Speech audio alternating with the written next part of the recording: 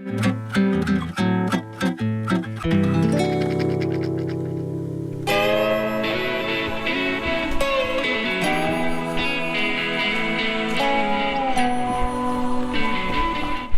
Hervé Bouchard. Salut Julie Larouche. Apéro littéraire sur la route, c'est une première. Alors c'est pour ça qu'on a du Red Champagne aujourd'hui. Le carburant. Voilà, c'est ce qui nous accompagnera. Alors, allons-y.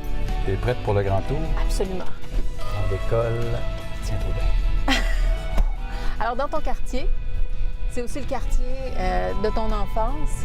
Oui, ça c'est un quartier, écoute, moi quand j'étais adolescent, je rêvais de passer ma vie dans les grandes villes, puis d'accomplir des choses qui auraient un retentissement planétaire, j'exagère un petit peu. En tout cas, j'aurais jamais eu l'idée que je passerais ma vie adulte dans le quartier de mon enfance, dans le quartier où j'ai grandi. Et la raison pour laquelle on fait cette visite aujourd'hui, c'est aussi parce que ce quartier-là, il est très présent dans ton œuvre. Oui, c'est la matière, je pourrais dire. C'est quelque chose que je n'ai pas choisi, mais c'est quelque chose qui fait partie de ma poétique, je pourrais dire. Les mots que j'ai entendus, que j'ai lus sur les affichettes au coin des rues, sont ancrés dans ce territoire-là, puis ça fait partie de... Les livres, je les fais avec ça. Les phrases, je les fais avec ça. Les noms, les types d'arbres, etc. Toutes ces choses-là, c'est la matière. C'est avec ça que je compose. Celle-ci, c'est la coulée dont je parle dans numéro 6. Et là, on arrive à la patinoire paroissiale extérieure.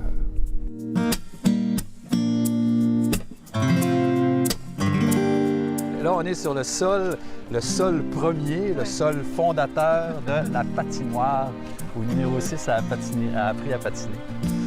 Où le grand chef montreur des choses, faisant comme ça, en reculant avec ses claques, il a appris à son garçon à patiner.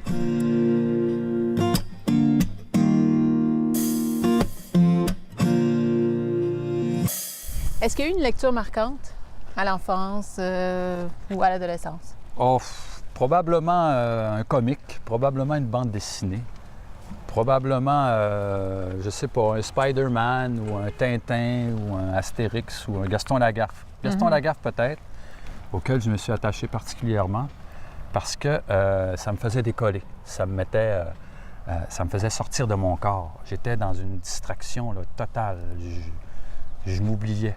Il n'y a rien que j'aime, moi, comme sortir de moi-même, m'oublier complètement.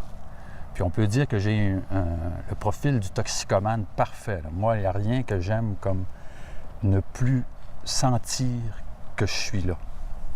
Et pour moi, l'art, c'est quelque chose qui est de cet ordre-là. Je décolle, je suis dans un autre monde. Est-ce que l'écriture provoque le même trip? Oui, oui, je dirais que c'est ça. C'est pas quelque chose de...